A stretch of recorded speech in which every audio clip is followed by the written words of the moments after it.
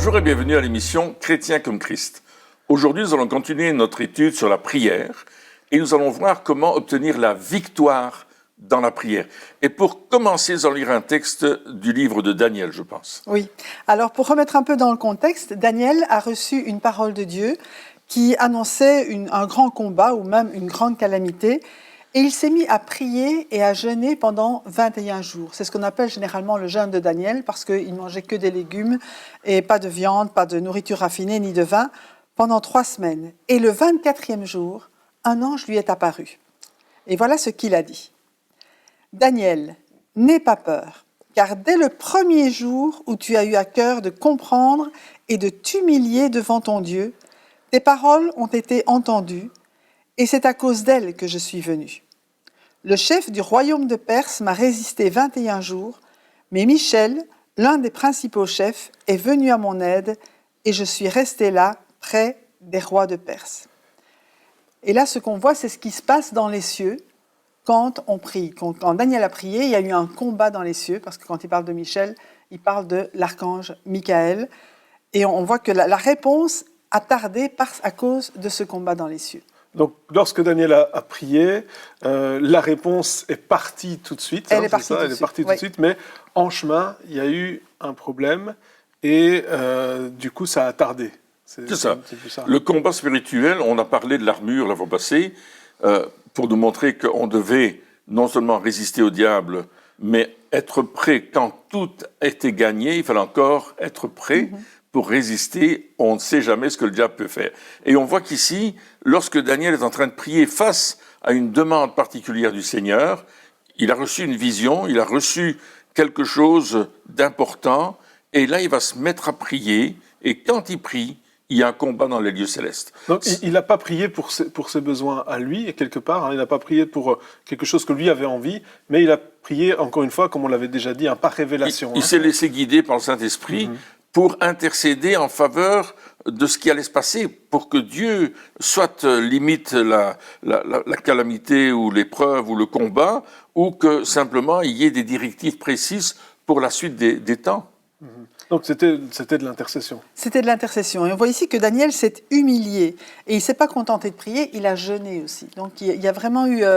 il s'est donné lui-même tout entier à cette intercession pour que la victoire, je veux dire, soit remportée dans les cieux, pour que cette calamité, ce malheur qui devait arriver, eh bien, soit au moins limité. Et vraiment, il a remporté cette victoire. Alors, c'est quoi jeûner exactement ? Qu'est-ce que ça implique ?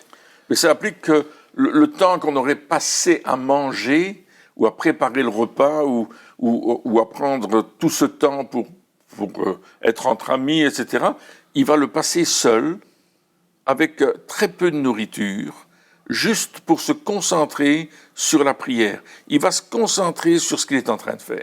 Et le temps qu'il va prendre, il va faire ça pendant 21 jours, c'est-à-dire qu'il y a un combat qui se passe, et plus il va avancer dans la prière, plus la révélation va venir. Jeûner, c'est se consacrer quelque part, à chercher la face de Dieu pour comprendre le plan de Dieu et comment nous pouvons être impliqués dans ce plan. Et ici, Daniel, il a quand même mangé, c'est-à-dire qu'on appelle ça un jeûne, oui. Mais il a quand même mangé, alors que des légumes, bien sûr, mais est-ce qu'il y a plusieurs sortes de jeûnes différents ? Est-ce que lorsqu'on jeûne, est-ce qu'on doit jeûner tous les repas ? Est-ce qu'on peut jeûner un seul ? Est-ce qu'on peut jeûner autre chose, genre du chocolat, la télé ? Comment ça se passe ? Je crois que c'est important d'écouter ce que Dieu te demande de faire. Donc là, Daniel, c'est ce qu'il avait à cœur de faire, c'est vraiment de ne pas goûter aux mets délicats du roi, c'est vraiment de se retirer. Mais ce jeûne a duré 21 jours, donc quelque part, il voulait aussi tenir dans la longueur, et c'était, on appelle un jeûne frugal, généralement un jeûne de fruits, légumes, de soupe. Mais l'important pour lui, c'était vraiment de s'humilier devant le Seigneur, et par rapport aussi au pays. Parce que généralement, quand on jeûne devant un événement comme celui-là, eh bien, on demande pardon aussi pour le pays, pour le péché du peuple.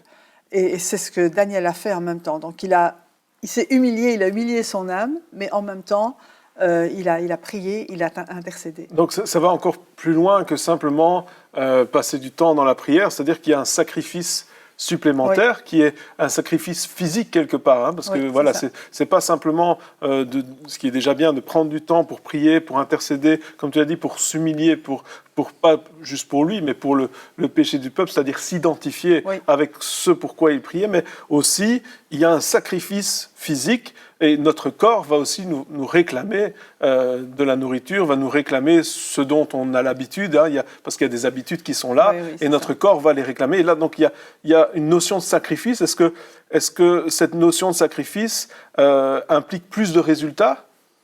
Moi, je dirais qu'il y a une notion de consécration, c'est-à-dire que je me mets vraiment à part pour chercher la volonté de Dieu, pour prier selon le cœur de Dieu, et oui, il y aura du résultat.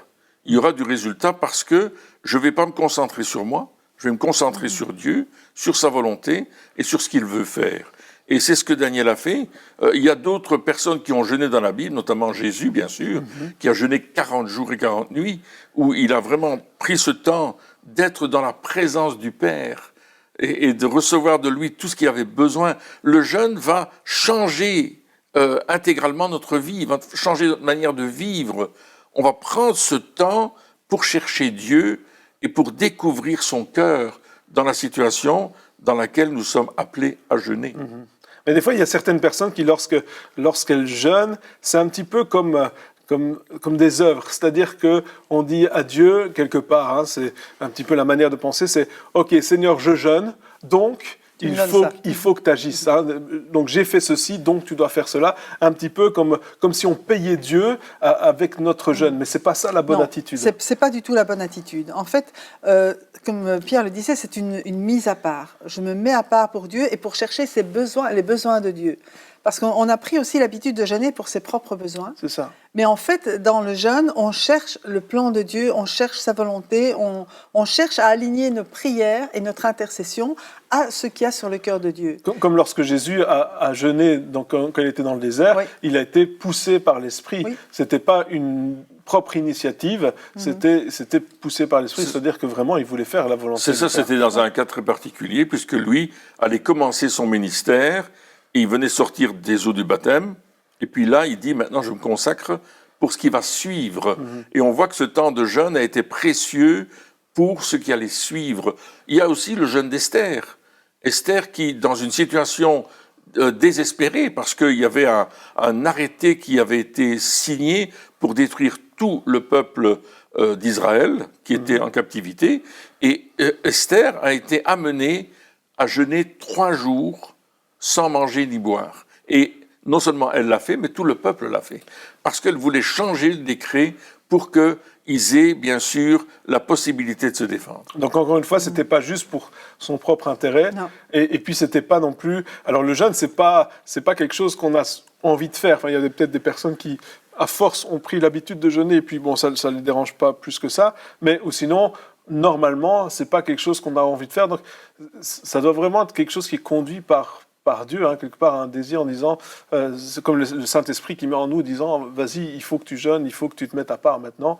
Et là, on comprend que le Saint-Esprit nous appelle à le faire, et puis c'est à ce moment-là qu'on le fait, c'est ça. Oui, hein. c'est ça. Et Jésus a donné des instructions sur le jeûne. Par exemple, dans Matthieu chapitre 6, les versets 17 à 18, il a dit, mais toi, quand tu jeûnes, parfume ta tête, lave ton visage, afin de ne pas montrer que tu jeûnes aux hommes, mais à ton Père qui est là dans le lieu secret, et ton Père qui voit dans le secret te le rendra. Donc c'est aussi un rendez-vous particulier avec Dieu, pour vraiment recevoir de Dieu et pour chercher sa face. C'est vraiment chercher la face de Dieu pour s'aligner avec sa volonté et marcher dans ses voies. Et Jésus a jeûné une fois qu'il est sorti du désert. Bien sûr, on sait qu'il a été attaqué par Satan dans le désert, et je pense que ce temps de communion l'a fortifié, l'a préparé pour ce temps de confrontation avec le diable, pour qu'il puisse remporter la victoire. Mais en même temps, quand il est sorti, bien, il a commencé à choisir ses disciples. Donc, il avait reçu des instructions de la part de son Père par rapport à son ministère. Oui, donc ce n'était pas un temps, pour Jésus en tout cas, pendant les 40 jours, difficile, parce que la Bible nous dit qu'il a eu faim seulement à la fin des 40 jours et pas pendant. Donc c'était vraiment un temps de communion. Mais c'est intéressant ce que tu dis, donc, de se parfumer, c'est-à-dire... donc c'est pas une démonstration devant les hommes, spirituelle devant les hommes, mais plutôt devant Dieu. C'est-à-dire qu'on montre à Dieu aussi qu'on est prêt à aller jusqu'au bout, on est prêt à lui obéir, on veut vraiment voir un changement, on veut vraiment voir une victoire. C'est plutôt cette démonstration de notre volonté aussi, de voir sa volonté s'accomplir. C'est ça. Et on voit que Daniel, pour revenir à Daniel, on voit que Daniel, face au combat, au conflit qui allait arriver, à la calamité, peu importe comment on l'appelle, il a dit, je vais voir ce que Dieu veut faire et je vais prier pour que les choses changent, pour que l'ennemi n'ait pas le pouvoir de le faire.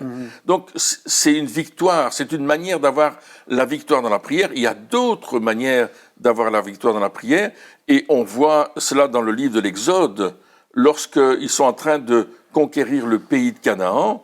Il y a vraiment un combat qui va se passer quelque part, dans le chapitre 17, je pense, Christine. Oui. Et là aussi, on va voir la prière de Moïse, Aaron et Hur face à l'ennemi et face au combat que Josué va mener dans la plaine. Tu veux peut-être nous lire le texte? Juste avant, pour revenir à Daniel, lorsqu'il a jeûné, c'est intéressant de voir que la réponse est venue, mais lui, il ne savait pas pourquoi il continuait à jeûner. C'est-à-dire qu'il savait que, bien sûr, il voulait avoir la victoire, mais il ne savait pas ce qui se passait dans les lieux célestes. Et des fois, on comprend pas vraiment pourquoi Dieu nous appelle à jeûner, à continuer, à persévérer. Mais ici, il a été jusqu'au bout, jusqu'au moment où il a reçu la réponse. Et c'est quand il a reçu la réponse qu'il a compris pourquoi ça avait pris autant de temps. Donc je pense que là aussi, il y a une clé aussi pour qu'on apprenne à persévérer jusqu'au moment où on a la victoire. Absolument. La persévérance, c'est vraiment la clé. Là je crois que tu as mis le doigt sur l'importance. Et je me disais par rapport à ça, quand nous persévérons dans la prière, c'est comme si nous alimentions les munitions de l'armée céleste qui combat les puissances démoniaques. Oui, c'était ça pour Daniel. C'était vraiment ça. Il y avait... pleinement ça. Parce qu'il y avait l'archange Michael qui était là avec son armée, qui combattait le roi, le chef de Perse qui représente Satan. Et là, c'est là qu'il a eu la victoire parce que Daniel a persévéré dans la prière. C'est là qu'on voit l'importance quand même de ne pas s'arrêter en disant oh, bon, j'ai pas vu, tant pis, on va essayer autre chose, mais de continuer. Et je pense que vraiment, il y a le Saint-Esprit nous met à cœur de faire ces choses-là, de continuer. On a notre être peut-être ou notre âme aurait envie d'arrêter, mais il y a quelque chose en nous qui dit non, continue, persévère, t'arrête pas, surtout. Et bon, ici, c'est 21 jours, mais il y a des personnes qui intercèdent pendant 1 mois, 1 an, 10 ans, jusqu'au moment où on voit une victoire. Et le temps d'attente, le plus long le temps d'attente est, la plus grande la victoire. Elle est, c'est sûr. Mais là, la victoire, alors Daniel n'a pas vu, enfin, je veux dire, il n'a pas vu ce qui se passait. Il a eu l'annonce de la part de Dieu, de la part de l'ange, de ce qui s'était passé. Et aussi, il lui dit, mais je vais continuer. Il va lui dire après, je vais continuer, je vais retourner combattre encore.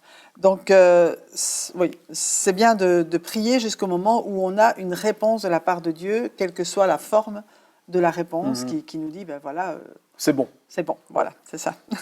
Et effectivement, par rapport aux Amalécites, dans Exode chapitre 17, les versets 8 à 13, on lit « Les Amalécites vinrent combattre Israël à Réphidim. Alors Moïse dit à Josué, « Choisis-nous des hommes, sors et combats les Amalécites. Demain, je me tiendrai au sommet de la colline, le bâton de Dieu dans la main. » Et Josué se conforma à ce que lui avait dit Moïse pour combattre les Amalécites. Quant à Moïse, Aaron et Hur, ils montèrent au sommet de la colline. Lorsque Moïse levait la main, Israël était le plus fort. Et lorsqu'il baissait la main, Amalek était le plus fort. Comme les mains de Moïse devenaient lourdes de fatigue, ils prirent une pierre qu'ils placèrent sous lui et il s'assit dessus. Aaron et Hur soutenaient ses mains, l'un d'un côté, l'autre de l'autre. Ainsi, elles restèrent fermes jusqu'au coucher du soleil, et Josué fut victorieux d'Amalek et de son peuple au tranchant de l'épée. Donc ce qu'on voit ici, c'est un peu le même schéma qu'avec Daniel, juste qu'ici, ça se passe dans le naturel. On a Moïse qui, en levant la main, on va dire, c'est vraiment l'intercession, c'est l'autorité de Dieu qui se manifeste. Et pendant ce temps-là, ce qui se passe dans la vallée avec Josué, eh bien, quand Moïse lève la main, Josué est à la victoire. Quand il fléchit, eh bien, Josué est submergé par l'ennemi. Donc là, ici, on peut parler de stratégie de Dieu, finalement, Oui, stratégie divine Absolument, pour certaines, pour nos sujets de prière, hein, encore une fois, pour la victoire. Donc, on doit aussi être attentif aux stratégies que Dieu veut nous donner. Oui. Ouais. Et puis il dit qu'il va se tenir au sommet de la colline, parce que c'est un endroit où on domine, où on voit ce qui se passe. C'est toujours bien de se tenir dans la présence de Dieu. Et il dit, je vais tenir le bâton de Dieu à la main. Et nous savons que ce bâton, il l'a levé devant la mer Rouge. Et au moment où il l'a levé, la mer Rouge s'est coupée en deux. Ce bâton, il l'avait jeté devant Pharaon. C'était devenu un serpent qui a mangé les serpents de l'autre. Ça représente le bois de la croix. Ça représente la victoire de Christ. Déjà là, on voit Christ qui les accompagne. Et quand on va faire le combat spirituel dans le nom de Jésus, en proclamant la croix qui a été dressée pour nous et qui a vaincu les dominations et les autorités et toutes les puissances des ténèbres, alors on va voir cette victoire se produire devant nos yeux, mais il y a une persévérance. Et c'est vrai qu'il y aura de la fatigue, comme il le dit. Oui, puis ça peut représenter, le bâton peut aussi représenter les talents que Dieu nous a donnés. C'est-à-dire que ici, pour Moïse, le bâton représentait toute cette autorité que Dieu avait donnée à Moïse. Ouais. Hein, donc le don que Dieu lui avait fait quelque part, parce que c'est Dieu qui lui a donné. Et je pense que lorsque Dieu nous appelle aussi à combattre, il nous appelle à combattre avec nos talents, avec la manière, les dons qu'il nous a donnés. Donc pas forcément combattre comme les autres combattent, mais combattre aussi avec les armes qu'il nous a données. Hein, pour certains, ça peut être la parole, la prière. Pour d'autres, ça peut être le chant.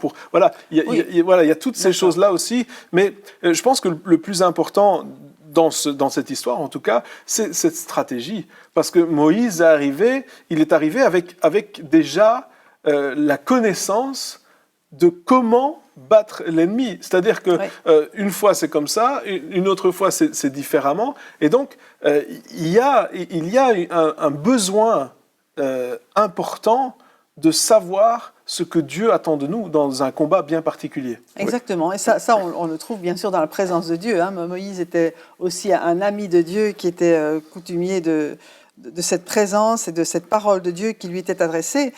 Et il a obéi au Seigneur.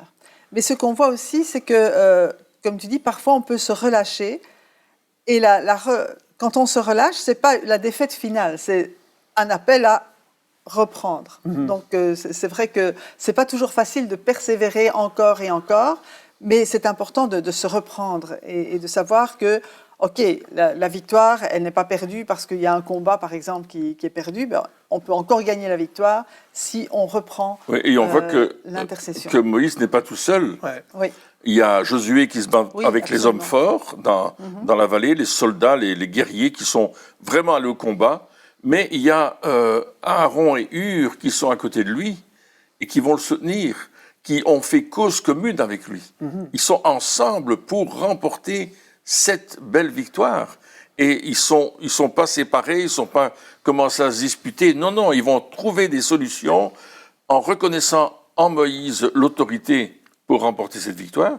Et ils vont mettre des pierres en dessous de ses bras, ils vont tout faire, parce qu'eux aussi étaient fatigués d'être là. Hein. Lever ses bras physiquement, hein, ça tire. Hein. Donc on va tenir 5 minutes, 10 minutes, pour les plus courageux, peut-être tout seul, une heure, hein, mais pas plus que ça. Donc c'est vrai que physiquement, il y a aussi un besoin.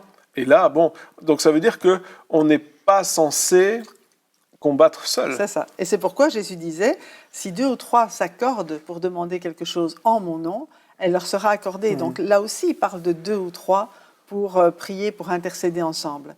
Et pour nous, je veux dire, on a aussi des combats à mener, et notamment le combat de Dieu, c'est le combat pour amener des âmes à Christ.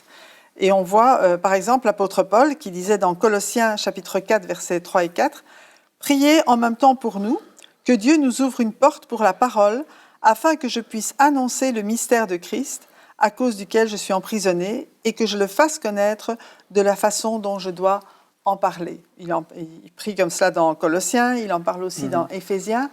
Et ça montre que, par exemple, quand il y a une personne ou une équipe qui est, je vais dire, pour évangéliser, que ce soit en rue ou n'importe où, il y a besoin d'une équipe de prière qui soutient derrière pour que vraiment Dieu agisse. Ceux qui sont au combat et qui annoncent l'Évangile, on peut dire que c'est comme Josué dans la vallée, mais Moïse, Aaron et Hur sont très importants et cette équipe pour intercéder pendant que l'autre avance. Ouais, c'est un travail d'équipe dans tous les sens. C'est-à-dire oui. que il y en a qui ont pour vocation, voilà, d'être sur le front, qui ont pour vocation qui sont plus des évangélistes, hein, oui. qui sont vraiment appelés, qui ont la parole facile, des fois trop facile. Donc voilà. Et puis il y en a qui sont appelés à intercéder, à prier. Et là, il y a besoin d'unité partout. C'est-à-dire qu'il y a besoin d'unité dans le groupe qui évangélise, hein, parce que Josué, il y avait toute une armée avec lui, oui. Il n'était pas tout seul. On dit Josué, mais il y avait toute l'armée, donc ils étaient unis dans un même combat. Il y avait Moïse avec Aaron et Hur qui étaient aussi unis ensemble dans un même combat, et les deux équipes étaient unies aussi dans un même combat. Donc il y a vraiment, et c'était pas Josué qui disait ouais Moïse, il faudrait que tu viennes ici combattre, pourquoi t'es pas là? Et puis je sais pas moi, Moïse qui pourrait dire à Josué, mais enfin tu devrais plus intercéder. Non, chacun connaissait son rôle et respectait l'appel de l'autre aussi et les différences qu'on peut avoir. Et puis chacun rentrait dans la vision. Moïse et son équipe, eux, ils allaient conquérir le pays de Canaan. Ils allaient vers Canaan. Ils étaient en train d'avancer vers le but, vers l'objectif. Donc, je crois qu'à un certain moment, on doit avoir cet objectif que Dieu nous a donné, comme il l'avait donné à Daniel, où Daniel a intercédé pour un objectif très précis. Dieu va nous donner d'intercéder pour des choses très précises, et il va nous équiper pour ce combat, soit que nous allons être appelés à aller dans la vallée, soit que nous allons être appelés à prier, intercéder, soit que nous allons être appelés à être plutôt des soutiens dans la prière. On n'aura peut-être pas la stratégie à 100% comme Moïse l'avait, mais on sera des Aaron et des Hur pour soutenir ce que Dieu est en train de faire. Et cette vision est importante. Paul avait la vision d'annoncer l'Évangile lorsqu'il ouvrait la bouche, d'avoir une facilité pour l'annoncer. Et il a dit, ça c'est ma vision.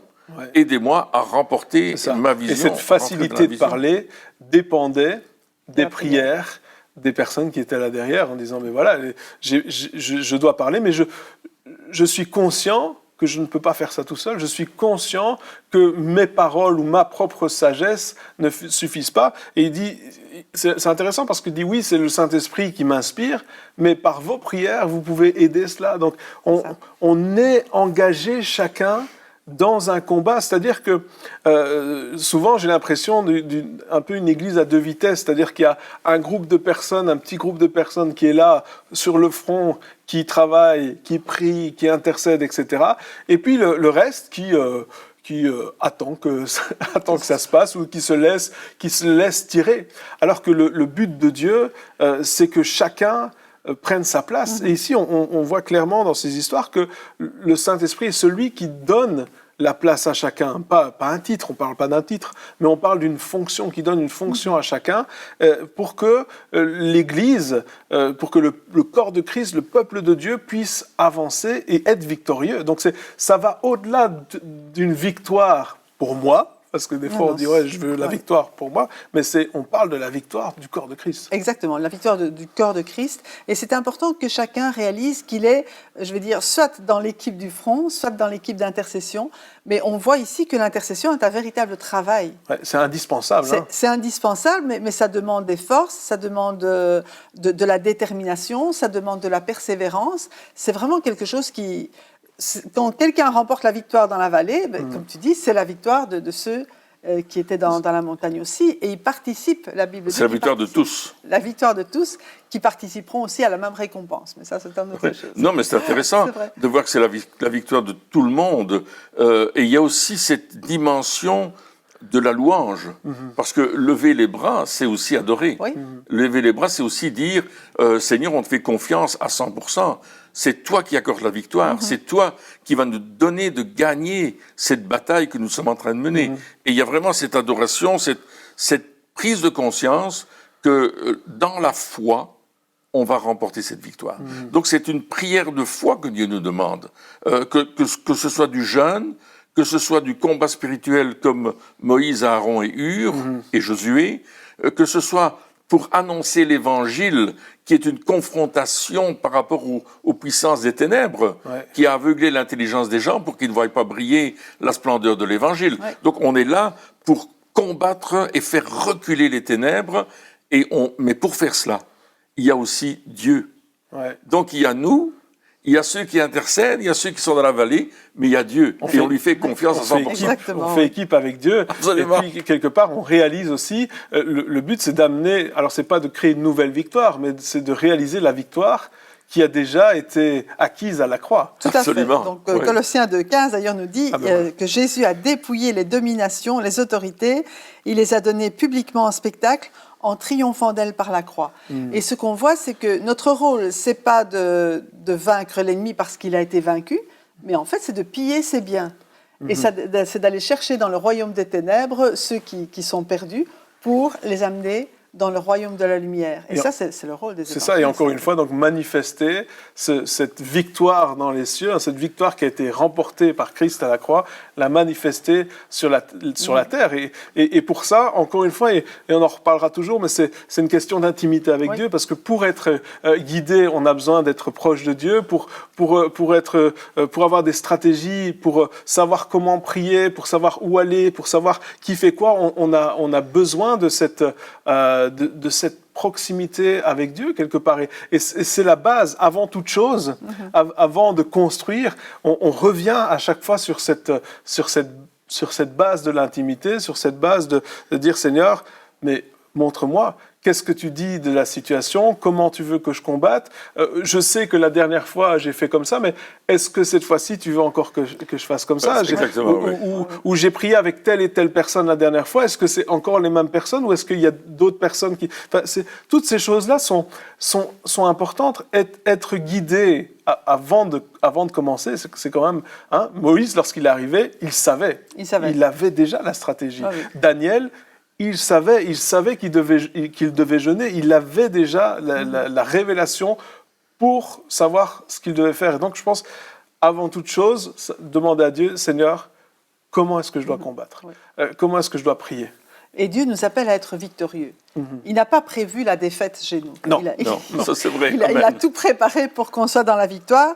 Et même, on voit par exemple dans Matthieu 16, 18, il a dit à Pierre, quand il avait fait cette fameuse déclaration, « Tu es le Christ, le Fils du Dieu vivant », il a dit « Tu es Pierre, et sur ce rocher je construirai mon église, et les portes du séjour des morts ne l'emporteront pas contre elle. » Ça veut dire que nous avons cette victoire assurée sur les portes du séjour des morts. Et Dieu veut qu'on avance encore et encore. Exactement. Eh bien, chers amis, merci de nous avoir suivis encore pour cette émission et on se retrouve très bientôt pour la suite. Au revoir.